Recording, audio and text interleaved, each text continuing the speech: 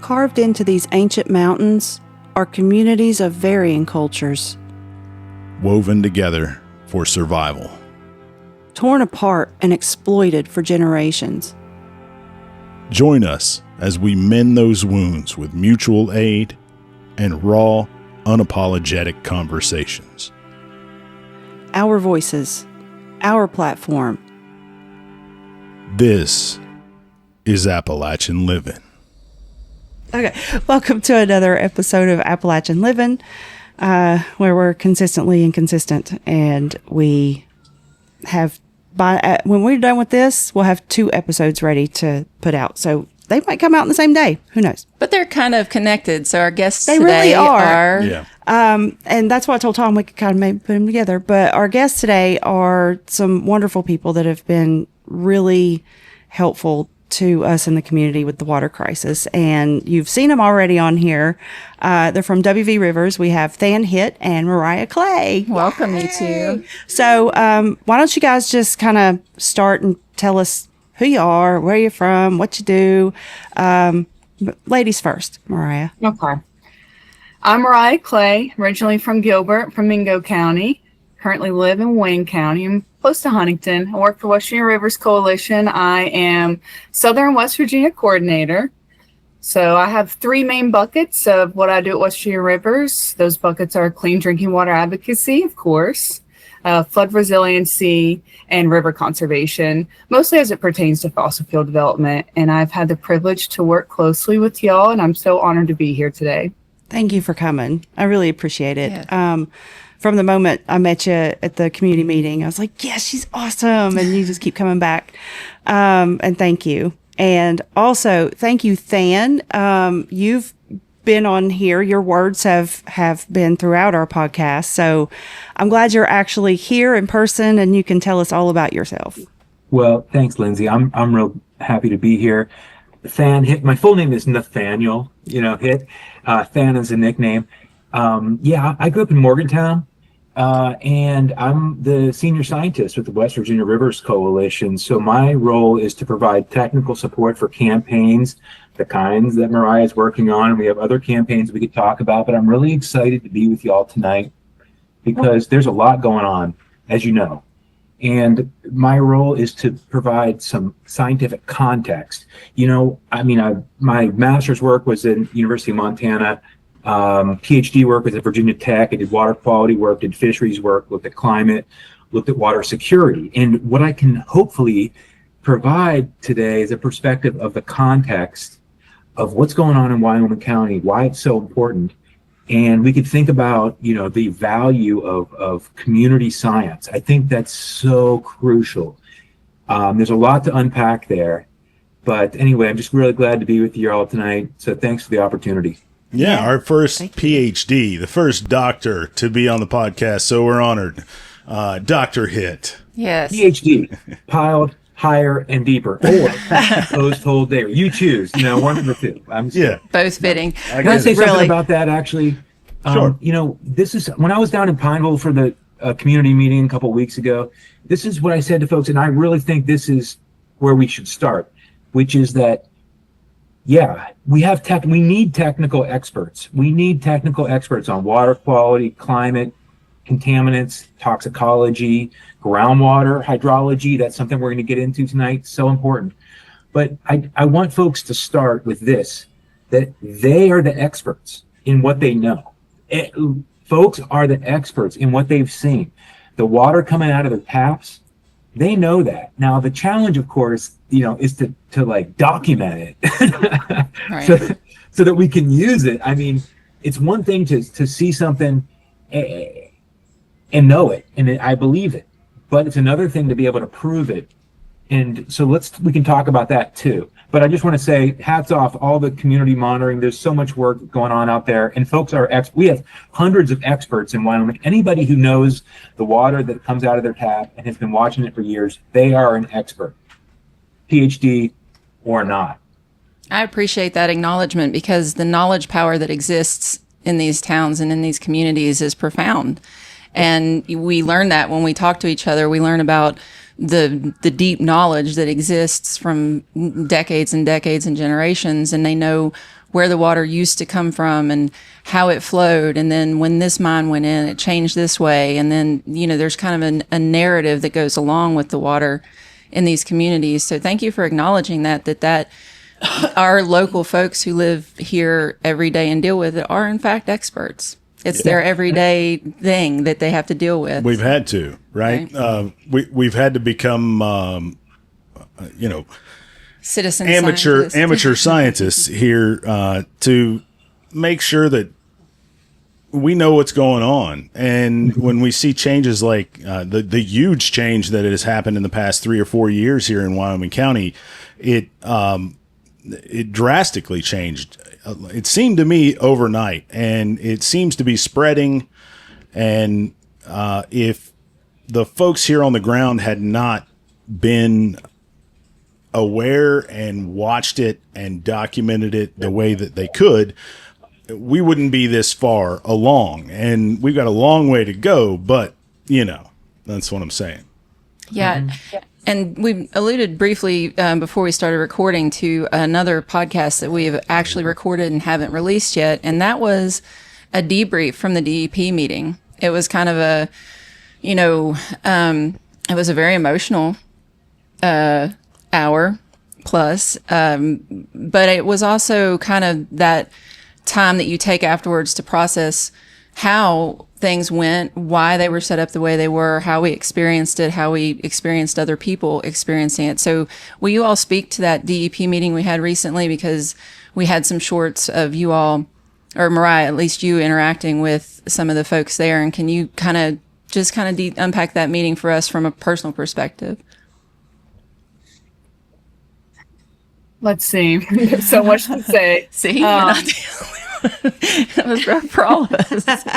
Right. Yeah. I didn't, necessarily get the answers that I was hoping for. At the same time, I will acknowledge that a lot of information was shared. It's just maybe not necessarily what we in the community was hoping for. Mm-hmm.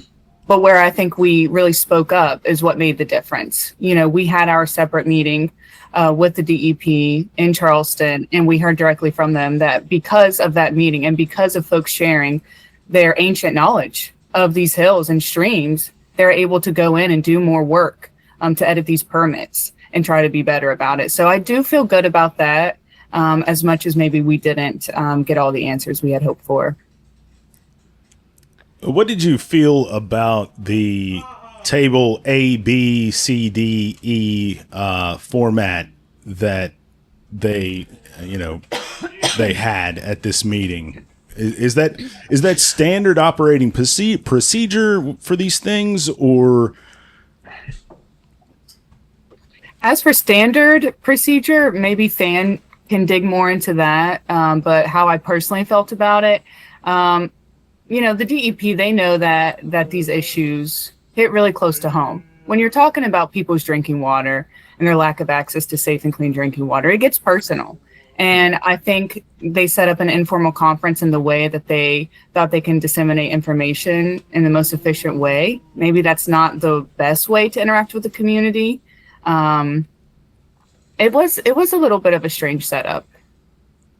Can I ask you about the dates of the maps? Because one of the maps I looked at was from 2018, which is, way before any of the issues that started happening here, were happening. So it just seems like, to me, the way I felt was they're just kind of not providing the most relevant information, right, the most current information. Because, I don't know, since 2018, you ain't got another map? Really? And if the maps come from the coal companies, which I'm assuming they must, as part of their permitting process, they must have to provide that. And maybe, Tan, you can speak to that. But it seems like the DEP can only use what they're given and the tools that they're given and the resources, because they're not going to go in and map individual mines, right? So maybe some level setting would help. Y'all have done a really great job of laying out the kind of history that places like Indian Creek, Tribs, the Guyandotte have been facing for years and years. For me, as an outsider, right? I mean, I grew up in Morgantown. I'm living in Shepherdstown, so I'm an outsider looking at this, but I hopefully can provide some context. One of the most important things that I saw, this was a paper published in a scientific journal in April of this year by a researcher at Oregon, at the University of Oregon, Alex Cohen. And what she found was that Wyoming County topped the list of all counties across the nation for water quality violation. Okay. We need to unpack that a little bit. But that is a wake up call. I mean, especially for outsiders like me. Now, it's not news to y'all on the ground, but that is a wake up call. And we have to understand what's actually going on with that. So we need to unpack that a little bit as a level setting. Also, I think it's worth unpacking the change that we saw around Indian Creek when water blowouts started happening, and they started happening at the same time. There's an outlet now called Outlet 118, which DEP sort of manages now, that it's been the subject in multiple blowouts, right? That happened at the same time. That's a wake up call. At the same time, it was 2008 when Indian Creek was first listed by West Virginia DEP, Department of Environmental Protection, as an impaired water body. This isn't exactly a news story, and I'm sure that it goes generations back, so this is not new at all. But it was 2008 when the state formally recognized Indian Creek as an impaired water body. And that's only a list, doesn't mean anything, except the idea of listing impaired water bodies means that you're going to clean them up. There's a Clean Water Act provision. It's called the 303D list. This is something that's being revised on a rolling basis, and it's being revised right now. But here's the thing that I think we need to take to heart, and it's not necessarily good news. I mean, and maybe not news at all to local folks, but look, Indian Creek has been impaired since 2008, and yet right now, today, we see DEP proposing to allow more pollution, more discharges for the same problem in the same place. And that's not a science problem. That's not a science problem, and I see that clearly. That's not a technical problem. That's a political problem. That's a social problem. It's an organizing problem. It's a cultural thing. So all those are a couple of level setting points that I use. I go back to those. But let's go back to the Cohen study, and I'll put a link to this in the chat. You could share it. Great. Wyoming County. The reason that this was listed. Well, the reason that Wyoming County has more water quality violations than any other county in the nation, it has to do with, it's more to do with bacterial contamination than mine pollution, okay? When you look at the violations that are reported, they're about chlorine disinfectant byproducts. This is what you get when you add a lot of chlorine. You have to add a lot of chlorine to deal with all the bacteria, okay?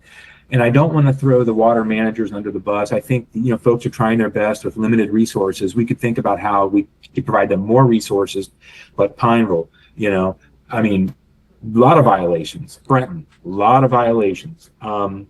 And, this is just, it's information, and it means that we can do better. But the reason that those were so high on that list, that unfortunate list, you don't want to be on top of that. It has more to do with bacteria, and honestly, that's straight pipes, and that's something we've been dealing with for how many generations? So it's not exactly new. It's not exactly a new problem that we're facing there. I think some of the new blowouts, the artesianing water, and other sort of new events, that is on top of what we're dealing with. So it's almost like you've got baseline challenges, and then on top of that, we're getting hammered with these new insults. And now, what do we do with that? That's kind of where I'm at. Wow, that was a lot of information. So, the amount of bacteria that is coming out of these artesian wells is that is outside of the norm, correct? I haven't seen bacterial data for these blowouts. And honestly, my concern for the blowouts is more about metal contamination, dissolved metals, aluminum, manganese, iron. These are public health hazards for sure. And on top of that, you'll know that if you visit these places, and y'all have, you'll smell rotten eggs, right? And what you're smelling is hydrogen sulfide. It's a public health hazard at high concentrations. That can be very bad for people. You don't want to be exposed to that in high concentration. And also, it stinks, right? This is in some people's backyard. Right. And that's really concerning. Under foundations of homes. Yeah. Huge red flag there. But the reason that that's happening is that there are bacterial mats that are showing up. They're sulfate reducing compounds. In other words, they eat sulfur. And that's just nature doing its job. In fact, in some places, folks use that intentionally to mitigate mine discharge water, right? That's like intentional in some places. Here, it's sort of a mystery because we see that in places like Shannon Branch, trib to the Tug Fork, as well as all these tribs under the Guyandotte. And I think DEP would acknowledge that's sort of a mystery as well, too. But, the point is that there's a lot of sulfur coming up. There are there are bacterial mats that are consuming that sulfur. There are public health consequences of all that. And I worry about that kind of stuff more than bacteria for the outlets like 118 and other outlets that we're seeing out there. The bacteria are a chronic problem that we've dealt with for years and years and years. And it probably goes way up into the headwaters, as well as places like, outlet 118 and such. Well, I'm sure local flooding too, when septic systems get flooded. And, even if they have plumbing and septic systems in place, that, if you fill a septic tank up and flood it and wash out the drain field, that's going to put a ton of bacteria into the water. What were you going to ask? Well, I just wanted to ask, what are some of the health issues that the local people around here should look out for? Whether it's you're ingesting it by drinking the water or breathing it as you drive by, or, smell it, or you're around it for a long time. Because we went to one of the places right there at Indian Creek last year and filmed, and we were there for, 30 minutes or something. And by the time we were done, I had a headache, and I wasn't feeling well. So what are the symptoms we should look out for, and what does it do? And we are about a mile upstream from the Christians, which is where that the first artesian well popped out, and it's still very, very strong smelling there. As soon as you hit the bottom of the mountain there, it hits you. That's where it starts. Like a ton of bricks. And we're personally concerned, right? Because if we're a mile and a half from that residence, then those things are going to be heavy in the air even here. So, yeah. Well, I want to hear Mariah's thoughts on this, but where I'll start is that, clean water, safe water is a human right.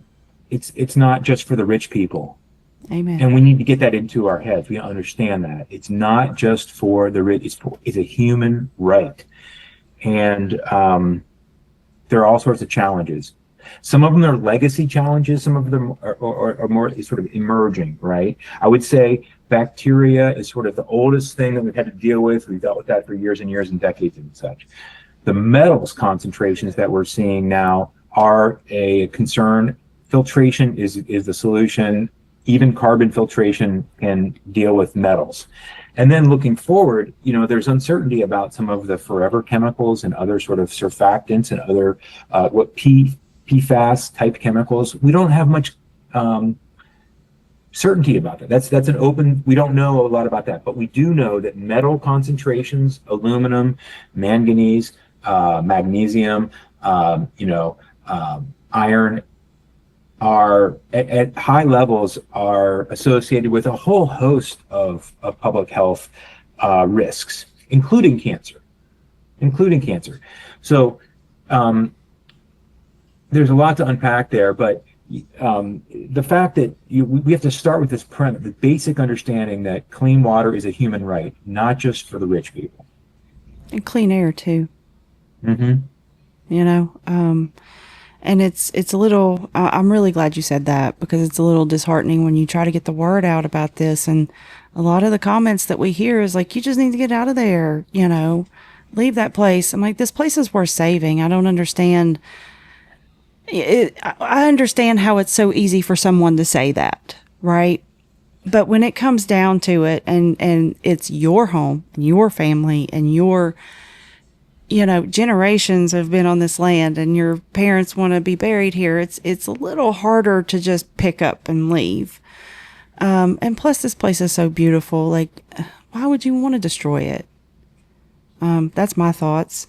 But I don't even know where I was going with that. Sorry. Mariah, it's a good point. Yeah. You said you wanted Mariah to speak to the kind of cleaner health area, issues health and stuff. issues. Yeah, when you're asking like what can we look out for, I mean the immediate implications of this, y'all have seen, and it's been rampant through the community. Headaches, same thing for me. Every time I visit, I mean it'll knock you backwards. That smell will. The headaches, the rashes, the kids trying to do their daily chores and take a shower, they can't without rashes. Mm-hmm.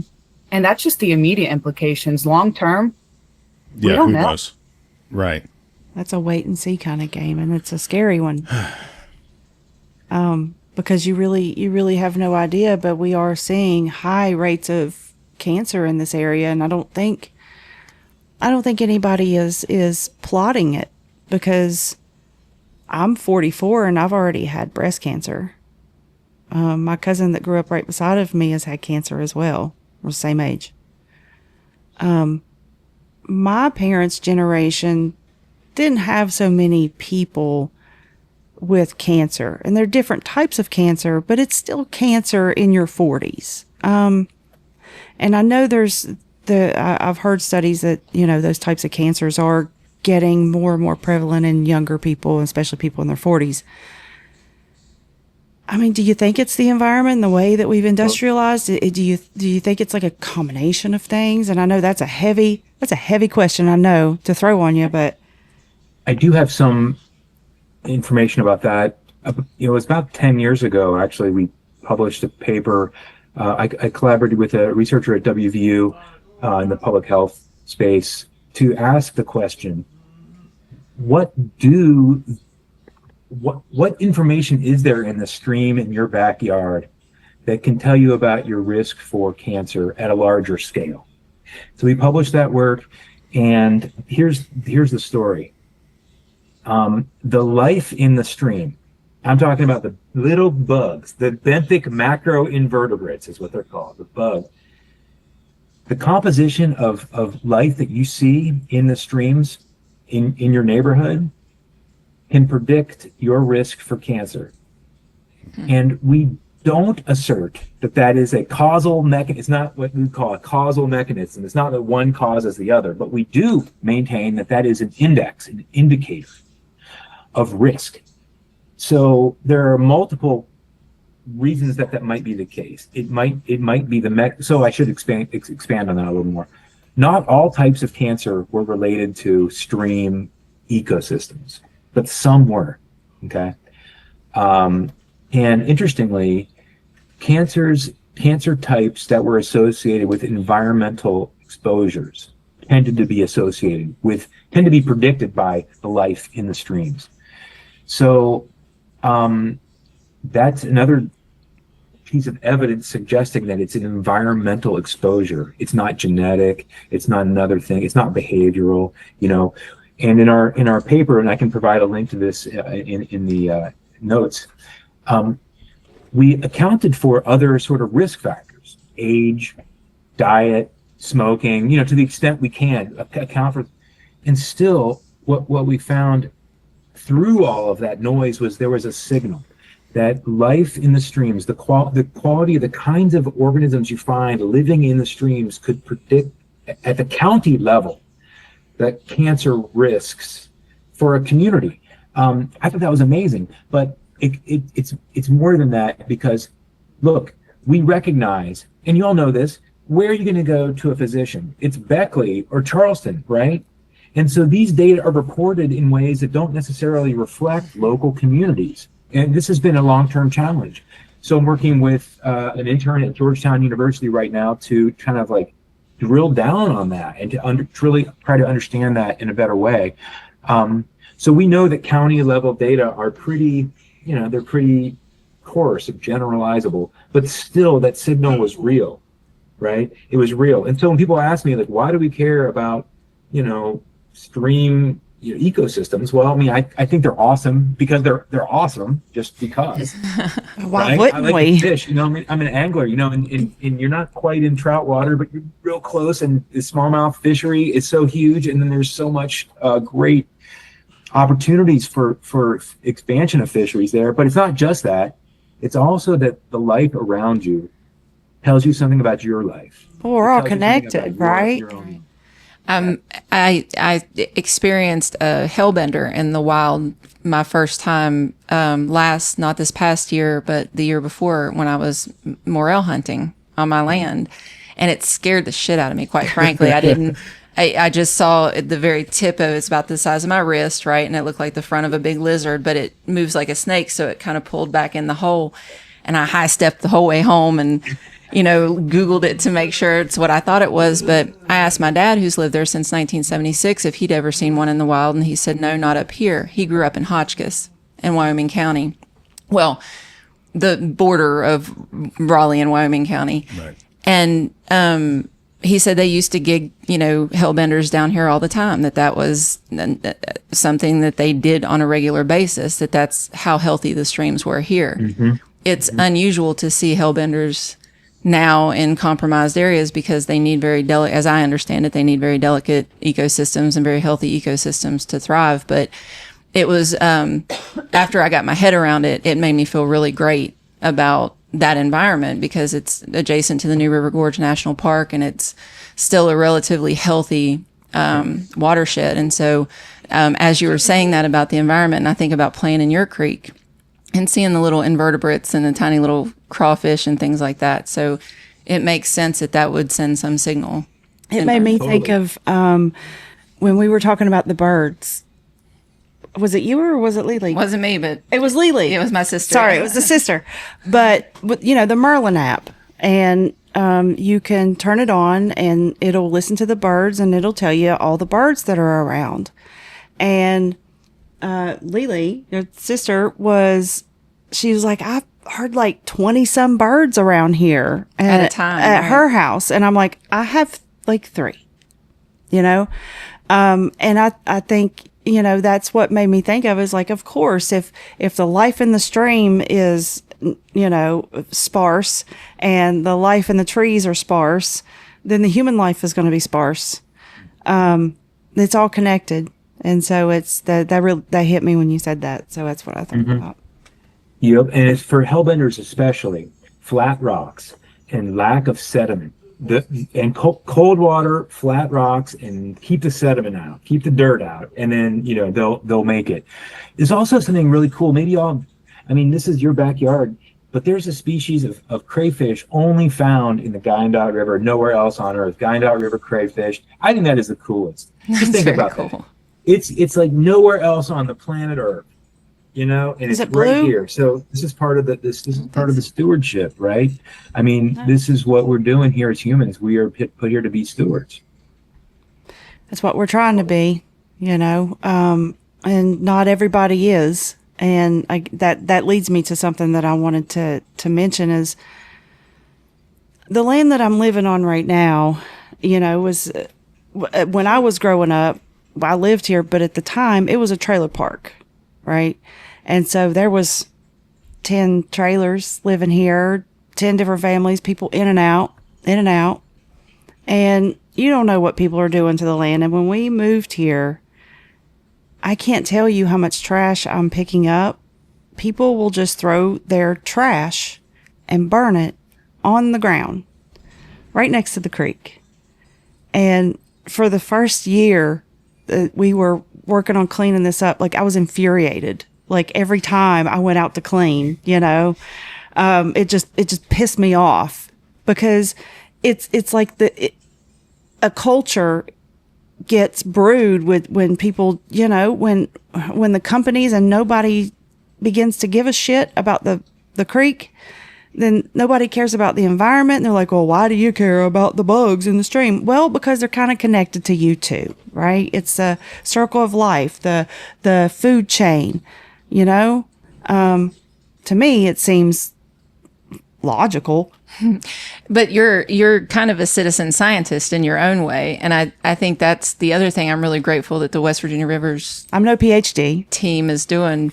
You're giving us tools. I yes, felt like and a you guys are the PhD. ones that gave us the meters. Then we tested, and we tested our water here. The water behind me is about normal, 0.36. Yeah. So let's talk about that. Yeah. because Yeah, let's What- break it down. Yeah, first of all, it is so cool to see teams like y'all looking at, like, collecting data in a way that can be validated and verified and used. We understood the assignment. Thanks. Yeah, it's great. And not just that, what you're measuring is so important. So this is what we're focusing on is conductivity. It's a measure of how much dissolved material is in water. It doesn't tell you what material is dissolved, but it tells you like the quantity of dissolved material. And sometimes folks get confused about the name. So conductivity, it actually is a reference to how much electricity or how fast electricity moves through a certain body of water. And that's why the units of this, just to get in the weeds real quick, microsiemens per centimeter. Usually people go, why am I measuring anything in a centimeter? Well, what it is basically doing is asking per centimeter, how fast does electricity move through that? If it's salty water, it moves fast. And so there's a higher number. Basically, that's the idea.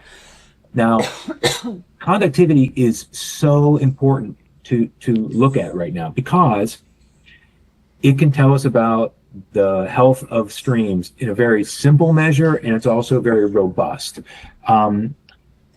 There are multiple things that cause conductivity to get elevated. Now, in the region, you're talking about Upper Wyandotte River, Indian Creek and the area. Anything above 300 microsiemens per centimeter. 300 is a magic number that EPA has identified as a threshold above which we see impairment for the life in the stream.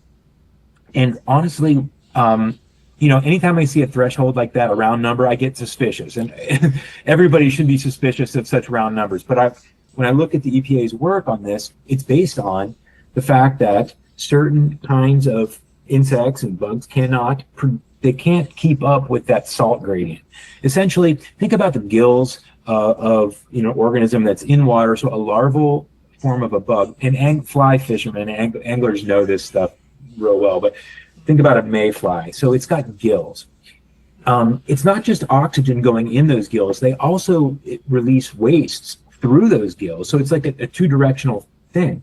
And a high salt environment, they just can't keep up with that high salt barrier, and they can't export wastes, and that's lethal. So in other words, you're killing animals in a high salt environment. Now, the particulars, there's a lot of work on the physiology of this and that and the other, but that's the main idea, okay? In the region you're looking, obviously sulfates are a big part of the signal. Those are from, mine water. It's from pyrite. It's sulfur that came out, and that's the same reason that we see sulfate reducing bacteria in those discharges, right? But conductivity is so important, and not just that. This is maybe a piece of good news. We're now working with West Virginia DEP and other partners to actually clean up tributaries to the lower Wyandotte. Now we're talking about downstream, Big Ugly, Ballard, Mud River, and those lower Wyandotte tribs. In an agreement we have with DEP to address ionic toxicity. Ionic toxicity is another way of saying places that have too much salt, the conductivity is too high. Any number over 300, too high. And the numbers that you all are reporting, and that I've seen from folks using our West Virginia Streamwatch app, we regularly see numbers around 1,000. That's way too high. In contrast, to go up to Twin Falls State Park and start looking at some of the streams in the state park, you'll see where the numbers where they should be, about 150, maybe a little less, maybe 100, 150. Anything above 300 in this area is a problem. And it really helps to have the community monitoring going on, because we really wouldn't know that. Yes, DEP gets out there to do some work, but that's just not enough, quite frankly. And honestly, we could talk about this too. I mean, the historic lack of trust with the state and the feds, I mean, that's part of the landscape too. Mariah would be able to tell us about that. But this is the cool part about citizen scientists, y'all. Community science. You know, the first motto of the first scientific society, you know, I'm talking 1600s, back in the day, you know, in London, it was see for yourself. Nullius in verba. Okay, so they were fancy, but we also have to recognize that the scientific society was a bunch of elite white guys who were funded by the king, you know, so it's not exactly the model we want to necessarily follow, because right now, this is more important. When the king says, and this is relevant to where we think about our current world and where we are today, when the king says the world is flat, the scientists say, see for yourself. When the king says that there is no water quality impairment here, the scientists say, see for yourself. So we have to build those tools. And so hats off to y'all for stepping up for that. Hats off to y'all for allowing us and giving us those tools, because, I mean, we wouldn't be able to do it if you didn't give that to us. So, Mariah, can you talk about how that information plays into the different levels? Because that's where my political science brain goes. And the distrust of the government that tends to be prevalent. Let's touch on that if we can. Yeah, I mean, it's ancient at this point. The DEP is the Department of Environmental Protection, but it's also, you know, got the nickname of Department of Environmental Permitting for a reason. Mm-hmm. So they're looking at permits. They're looking at allowing more of this mine water discharge. They're looking at expanding fossil fuel development in you know, in areas that already have health effects from these very things. So the distrust runs deep, and it's for good reason. Sure. Is it maybe that they're either outmanned or outwomaned, right? In this situation where they don't have enough folks to come out and do these testing on a regular basis, and the mines are operating 24/7, right? And I'm not sure that a lot of this, the water problems that we have here is connected to active mines underground. And, you know, speculation is that these old mine shafts are being flooded on purpose. Is that kind of what you all have found or have heard, or can you speak on that at all? Someone's going to have to take responsibility over it. They're in court right now for a reason. They're going through litigation as we speak. And one of the three companies has to be accountable for what's happened. Amen. You know? And I can, you know, after 15 years of actively interacting with the DEP around mountaintop removal permits and different stream permits and stuff, the actions and the talking points are always the same, that there are limits within legislation of what they can do. And what I've had to kind of teach myself and train other people to understand is the DEP, they're not activists in the sense that with the information, they're going to take action on it. That's kind of where their line is drawn, right? But it seems to me, I will speak to specifically like the meeting part of it, right? That model was taken from the pipeline meetings that happened around the Atlantic Coast Pipeline and the Mountain Valley Pipeline build out and plans to develop that, when the communities would meet ahead of those projects, that was the format they used. And it was kind of a foreign format to those of us who had been to other permitting meetings where you got a chance to hold a mic and speak publicly to a room, right?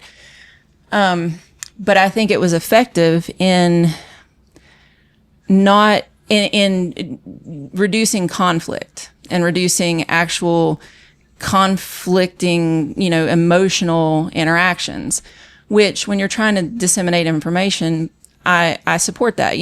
There's a place for that emotion, and then there's a place for the information.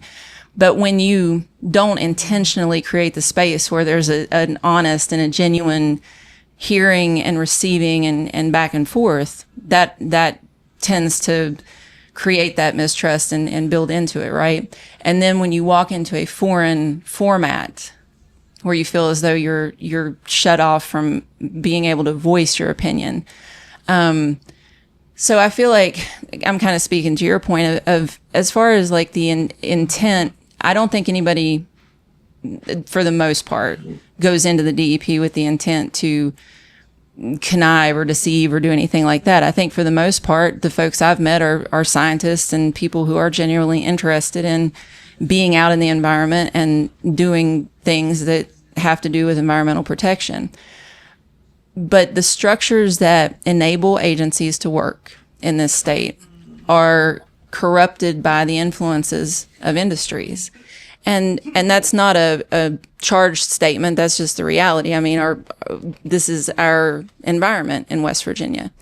So one of the things I've always kind of said is, what would it look like from a citizen scientist and a citizen monitoring perspective to defund the DEP and create a fund where we actually have scientists who independently work on data that's gathered and that is funded on the ground in a more tangible way to kind of offset the influence that any one group could have, because the more people involved, the less chance there is for specific malevolent influence, right? But I throw that out there as kind of a brain teaser of what does this look like in a better form, right? How can we start encouraging our agencies to interact with us, particularly around these issues? And I feel like Wyoming County is kind of at the point of that. I don't want to say sword because that's kind of a colonial, reference, but we're at the edge of this space where, as Mariah said, the idea of permitting more in an area that's already contaminated is egregious, right? So this is kind of the perfect place to unpack this discussion and say, well, what do we do here? Right? Like we have all of these conflicting things. And I don't think that the people and agencies in place have the right answers. I think that knowledge power is going to come from the community itself and working with groups like yours. What other groups can we work with? What other groups do you work with that work on these issues that we can tie into? Let me just say, I think you're really on the right track, and I think we need to think differently. I think it's clear that the past is not good enough, right? I think that much we're confident in. But we also have to use the laws and policies that are available to us in this moment. And the Clean Water Act empowers the West Virginia DEP that obligates them to set water quality standards and to achieve those standards and to clean up streams that haven't met those. And that's, of course, the rub, because that, in many cases we see streams lingering on these cleanup lists for decades. Indian Creek is a good example. So that's obviously we got to do something different. But one way I think about this is independent validation of data that are collected by the state agencies. I'd like to see that. I want to see independent observation, because that's science. Now, this spring I gave a talk to the Association of the Mid-Atlantic Aquatic Biologists group here, and I compared that. I took all of the community data for conductivity, and I compared it to all of the state samples for conductivity, and I looked at that in organize that in different ways across the state of West Virginia. And the punchline is that when you bin up those observations, community observations and the state observations in these big watersheds, it's basically straight, it's right on. The relationship is tight. It's really very tight. But interestingly, and this was not something I expected, but I think it's understandable. As you go into smaller watersheds, like Indian Creek is a small watershed within the Guyana. What we found is that the community data were not redundant with the DEP data. And this, to me, is important because it says there's value in the community work. The community work, the community scientists provide something that is needed and it's not there. It provides additional value. Now, I also say that, when I was with U.S. Geological Survey, I was working in tribs in the lower Gondi. I'd spent some time downstream of Hobet 21 on the mud and published papers looking at this. And my interaction with DEP scientists was exactly what you're saying.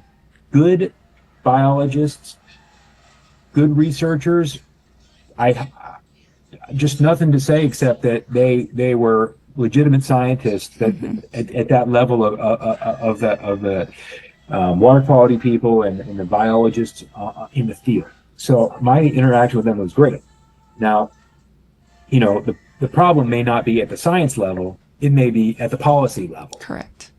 And as a scientist, I say that acknowledging the limit of what we have to offer. Yet at the same time, I say that this is essential. If it's not, it's essential but insufficient to have the science right. It is the building block. It is the step one, and y'all are stepping up for that. So I think we're moving in the right direction. But just to recap, I do see that the community science data that is collected for conductivity at the state level, especially at the river scale, is very consistent with what the states. So they can't say it's junk. Just ignore it. And then when we go down, I see. So it validates us on some level, right? It validates it at the watershed level. And then when we go deeper into particular places, project areas, or like, PSD service areas, or like, water resource areas, then what we see is that they're not the same stories. And I think that's very interesting because that to me says value. That's value for what citizen scientists are doing. That goes above and beyond what DEP is doing, and so you're stepping up, and you're filling the gap there. Thank you. And I think that we can kind of as an example is right here behind our house. When we tested it, it was about 0.36. It read 0.36, right? So that was kind of around normal.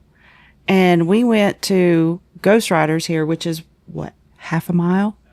Yeah, something like that. Maybe half a mile? 3/4 of a mile, something like that. And it's 1 point something. That's interesting. And I got to say, for the units, by the way, the gauges I gave y'all were the extra high conductivity readings. So those are, you multiply those by 1,000 to get. I know. That's how I read them. I know it's like 3,000 or 100, but I don't want to say it wrong. That's what I read. But here's a fun fact. The reason that we distributed those extra high conductivity gauges to Wyoming County, because in my prior work, I have seen readings over 2,000 microsiemens per centimeter. That's astronomical. And I just wanted to give folks the opportunity. If you see an observation that high, then you need to be able to report it. And so, that's a little bit in the weeds, but yeah, we can do those. I think it's cool though. It makes me want to go hunt for higher numbers, right? And I went up to above Copperston here in Cyclone, and I left. I was by myself, and I got great video, but I forgot to bring the tester, and I've regretted that ever since. And there's some awful looking water coming out of a what looks like a cistern of some sort, and there's very clean water up above it, and then very, very dirty white covered rocks and debris all in it. And I wish I had my tester. I think I'm going to ride back up there, and I'm sure somebody has tested that, but I think Richard tested it. I think Richard has tested it in several different ways. But there are places in this county that have got to read that high, right? And even there are places in Twin Falls State Park where you mentioned earlier that, in parts of that, in the parts of that park, you get, some of the cleanest water around. But at the same time, we're seeing this leaching in Twin Falls State Park at this, in areas. And that's happening almost everywhere here. I was told at the DEP meeting that this was completely natural and that there was nothing to worry about. And, this is just what happens. Can you kind of speak on not only these artesian wells, but this sort of leaching that is happening in different areas that it doesn't look like there's a water source at all, but there's, this rainbow of colors coming out? Just two things real quick, and then I'd like to hear Mariah's thoughts on this. It's true that seeing yellow boy, that orange, that iron oxide popping out of the hill, that's not necessarily acid mine drainage. It's true that is not necessary, because, you see that go up to like Otter Creek, wilderness or whatever in the Monongahela, or you will see that a little bit here and there. It's possible, but what you're seeing in this region is way above that. I mean, what I'm saying is that it's true that there is some natural baseline. You could expect to see that. Okay, fine, it's true. And the second thing I've heard is, when you look at surface foam, that a little bit of white or off-colored foam on the surface of water, well, true, that can be natural as well. That could be just dissolved organic carbon. You see that in places like Red Creek up on the Dolly Sods in the Mon. Again, it's not necessarily toxic. However, what we see in the Guyandotte is a different level. It's almost like you're taking a natural process and you're putting it into hyperdrive, and that's where the contamination happens. Remember, toxicity is in the concentration, right? A little bit of a material may be fine, but a lot is toxic. The same thing goes for selenium, because selenium is an essential micronutrient, right? Humans don't need it, but don't produce it, but we need it. Animals don't produce it, but they need it, and we get it through our diets. But it's essential toxic. And so the same, so I say that just to, recognize that there certainly are many examples of natural iron, oxide precipitate coming out of the side of a mountain, a seep. It has to do with carbon dioxide and the way that the chemistry that stream water is changing and you precipitate. So that's nature. It's been like that forever. But what you're seeing and what I have seen in tribs in many outflows into Indian Creek is not in that natural level. It's way more concentrated. And you can tell because if you take a rock out of the stream and flip it upside down, that's a real useful thing to do. Is the bottom totally black and the top is totally orange? Or the bottom's totally black and the top is totally white? If it's white, it's often an aluminum precipitate. If it's stringy white, it might be that, sulfate reducing bacterial mat that we talked about. And you'll know the smell, like Mariah said. It's atrocious. So what I like to do is get in there and flip some rocks, because you'll quickly see that the top is often different than the bottom. If it's white, aluminum, or sulfate bacteria, or if the top is coated with an iron, with iron, that also usually is acid mine drainage.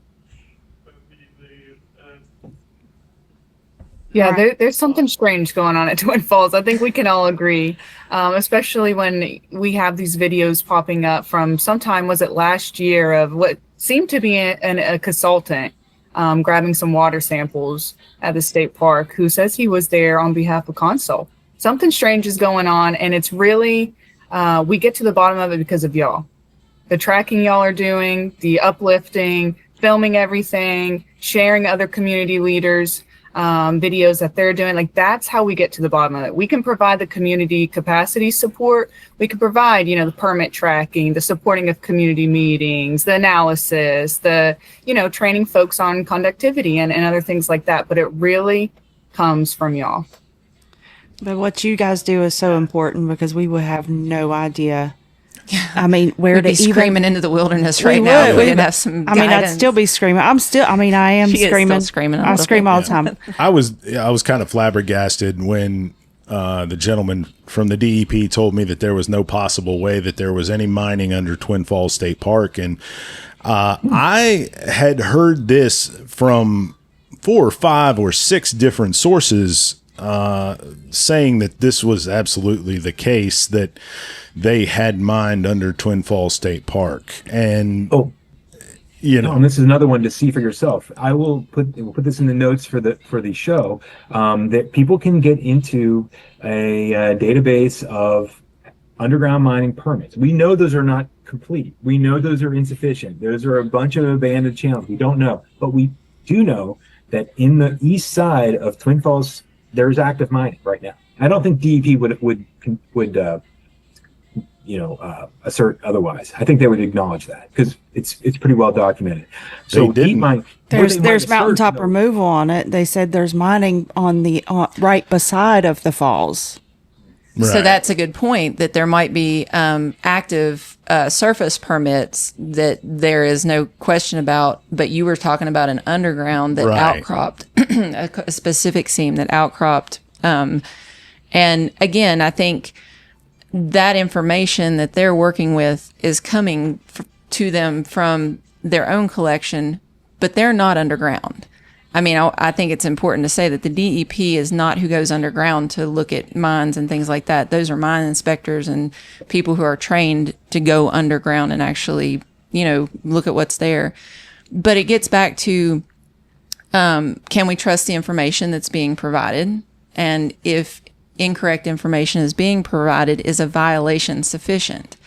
Is a simple note of a violation or a ticket sufficient to stop the violations, and I think that goes again to like how do we hold the agency accountable? How does the agency hold itself accountable? How do our legislators guide that? Because that's part of their job to do, is to, based on input from citizens, direct this and other groups like West Virginia River. So I'm just saying this more or less to articulate that it's not cut and dry, right? Like it's easy for folks to look at this from the outside and say they just need to clean the water up. But who's responsible? Who created it?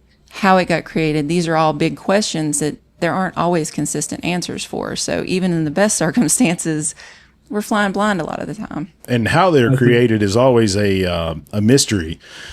Not really, though. Not to us that I can't sit between you two. You're like a pair. Sorry. Not to us that are from these families who were generational coal miners. Okay, my wife's family, generations of coal miners. My family, generations of coal miners, and we have always been told that they get a week's notice for the mine inspector. They straighten everything up, and then they go back to doing things the way they normally do, the next day. And that's a story as old as time. So Yeah. I don't necessarily trust mine inspectors and I definitely do not trust the mines to report everything that they're doing. So that's kind of my educated guesses, is that there's a lot of things that are going on that nobody really knows about. And it's loose lips sink ships, right? And, that's just a thing that has gone on in coal country for 1,000 years, however long we've been here, right? 300 years, 200 years. Cute with numbers. It seems like forever. Some of us are numerically deficient. You have to don't hold that as against us. I'm not a mathematician. Okay. But Tom, let me add to that. I think you're right on track. And there's another piece of it that I've been thinking about recently, which is that the information that we have primarily is from the water treatment facilities, public water. And again, this is that national study that looked at Wyoming County as the leading, nationwide for counties in water quality impairments, water quality violations. But here's what we don't know, and this is the thing. It's all the private wells, it's all the domestic wells, it's everybody. I mean, I don't know the number, maybe you all do. What's the proportion of people in Wyoming County on private well data versus public water supply? Oh, it's going down because they're sinking all the wells. Now in the 80s, there was a whole bunch of us on a private well. Not anymore. Okay. Well, that's interesting. And also, what I'm hearing in the Pineville meeting, we heard the similar kind of complaints from folks on Renton Water that were experiencing some of the same problems as private wells in the region. So to me, that's a signal of a bigger problem. I mean, look, we're all drinking from the same cup when it comes down to it. If you have your pipe in that aquifer, we're drinking from the same cup. And so what's Do you know that they get the water from abandoned coal mines? Well, it's from the aquifer. And so there's mixing. And how much mixing? Honestly, I mean, like the city water, like the PSDs, the municipality water, like their water comes from like a coal mines that's flooded. Well, yeah, it comes from groundwater. And so that groundwater source may be mixed with some element of mine water discharge. And that the amount of mixture, truly, I think that's an important question. I don't know the answer. Some municipalities source water from surface waters. I believe Pineville is surface water source. And so it's kind of like choose your risk, right? There are some things that are more risky on the surface, other things that are more risky in groundwater. Up in this neck of the woods where I'm living right now, in Jefferson County, it's actually very similar in some ways to the landscape of Wyoming County. Now we live in carbonate karst, it's limestone, right? All that, and also Greenbrier County, all that, it's limestone, caves and conduits. So water moves very rapidly through spaces, and it also creates these huge aquifers. Well, in a way, it's similar to the abandoned mine channels, that makes abandoned sense. mine shafts. And it sort of functions in a similar way.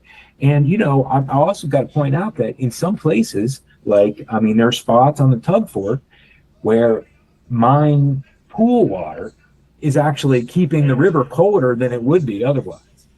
The discharge of that, because caves are 55 Fahrenheit, it's cave water, it's going to be refrigerated, and that can be a benefit for those rivers. It's a benefit for the Tug Fork in certain places, and the word on the street is that it produces a heck of a brown trout fishery. And you can't go into any more detail than that, otherwise anglers would come and get you. But we won't let your secret out, Pam. That's another part of it. Now, I would say it's not just temperature that matters. It's also the chemistry, the toxins, the metals, all the other stuff, right? And these things come in packages, right? So for water security, one of my main questions is, what are folks on private wells exposed to that we don't even know? You mentioned we're flying blind, Lindsay? 100%. Like, we need to have a whole new way of thinking about, testing for water security and water quality. It's not good enough just to have Pineville and Brenton and municipalities do this. I mean, that's a good start, and I want to give them credit for having a good start. But obviously, there's so much more we got to do, and we see some of the same challenges.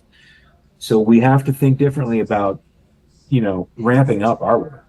I want to make a point about back to your study about Wyoming County being at the top of the list for water quality violations. I think it's important to note, and I learned this after the Elk River chemical spill, leak, whatever you want to call that. Wyoming County, when we went on and started looking at county reporting and water quality reporting, they had years of non-reporting. So many of their violations that put them to the top of the list are non-reporting. It's not that they reported something that was out of scale. It's that there was no report at all. And that was in 2014. We started looking back at, the 10 years prior, and it was consistent in Wyoming County. Other counties had spotty reporting, but I know a number of their violations came from just non-reporting, not necessarily from contaminants in the water. So I just wanted to think about that while it was on my mind. We have about 10 or 12 more minutes with you guys. So if you want to, Mariah, you said that what we're doing is important. based on your DEP meeting, what are our next steps? I mean, you all, West Virginia Rivers, met with them. Can you give us some feedback on how we should move next? That's a great question. That is the question, right? That is the question. I'm so proud of you. Oh, thanks. Every now and then I show up and try. There are other meetings in the works. Good. That we spoke with the office of that oversees the mining operations, and what we learned in that meeting is that a lot of these conversations we're having actually need to be had with another department at DEP.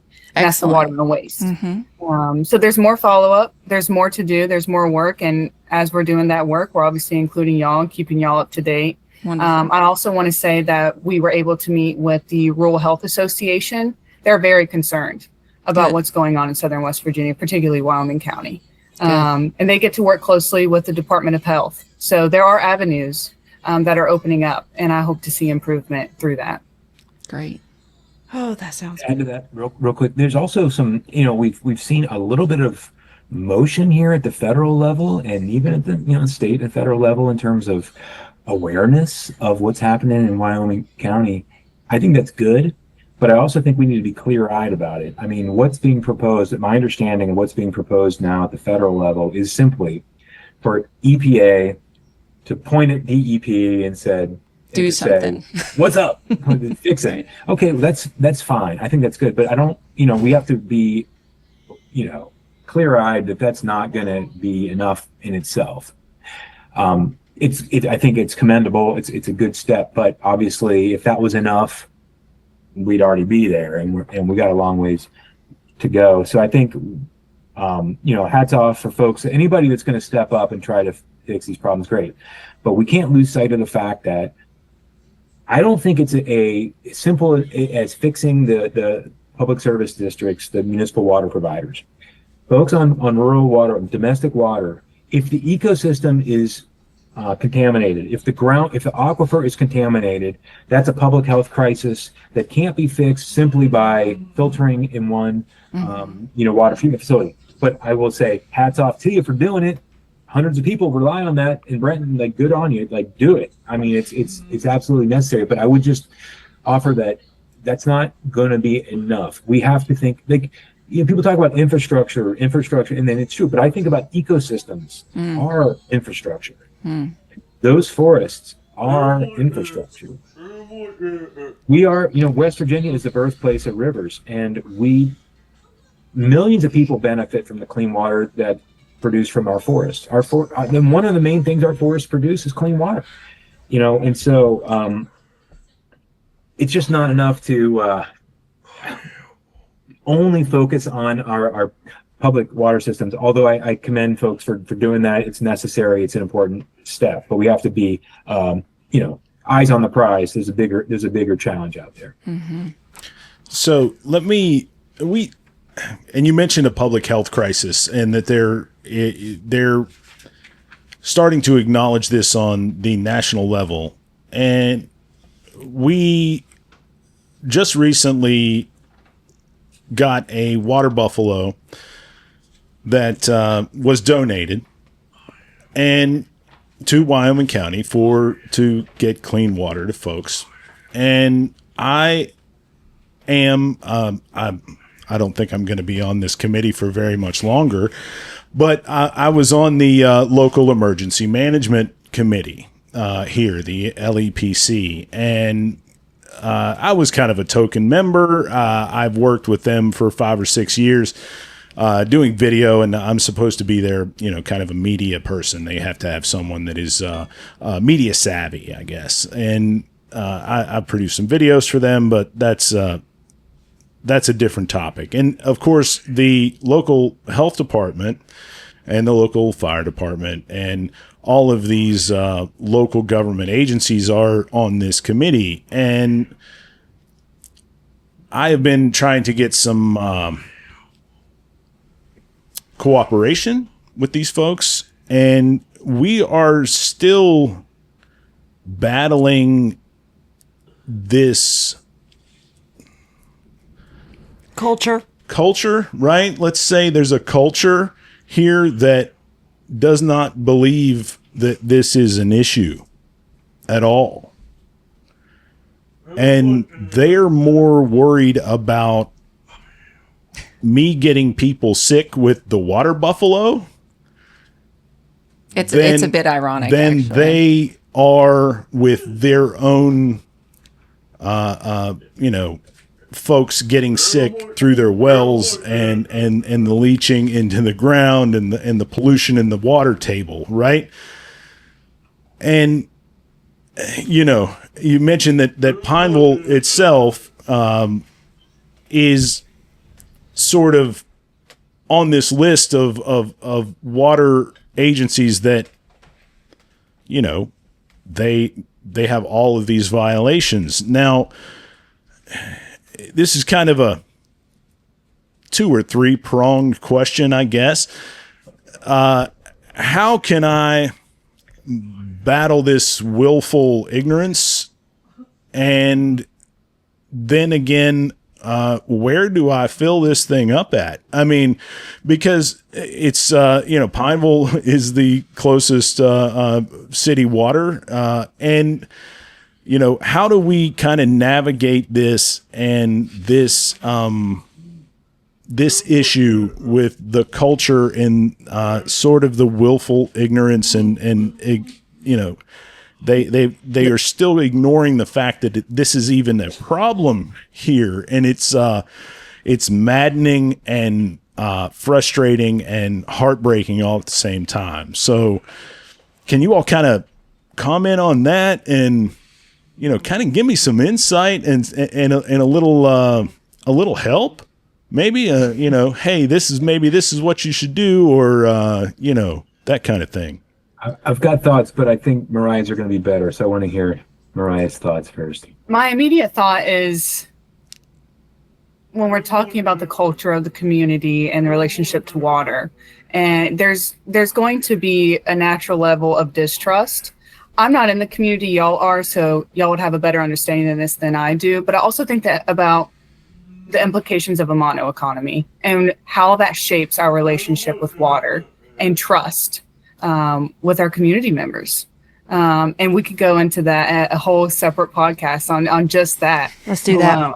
We'll when do you want to do that? Yeah. Let me get you on the calendar. Sorry. When it comes to where is Brad and Caitlin getting theirs filled up at? Is it a fire department? Welch. Yeah, it's in Welch. Which is through a PSD. And to be clear, I think their angst is about any bacteria that might grow in this water buffalo versus any contaminants that might be in it. I think that's what I understood. That's my concern is that, am I even helping these people if I'm filling this thing up at a local PSD, right? And I know that's going to be at least better than what is coming out of their wells. They'll be able to wash their hands with it and those types of things. And it is drinkable, at the same time. But, I have concerns across the board, with all of this. And, we were highly critical of our local, government. Right in the last podcast, you all haven't seen it yet because I haven't had a chance. That's the one that's not out yet. Yeah, I haven't had a chance to edit it yet. It might just be you have to pay to watch it because you got to pay to watch me go off. It's hot. Okay. I probably can't show my face at the LEPC again after this thing comes out. He didn't say it. I said it. Yeah. Well, I said a lot. You got up and left, and I kept going. So. That's the issues that we're battling, and it drives me crazy that the local health department is not on board with this, because to me it's a public health issue.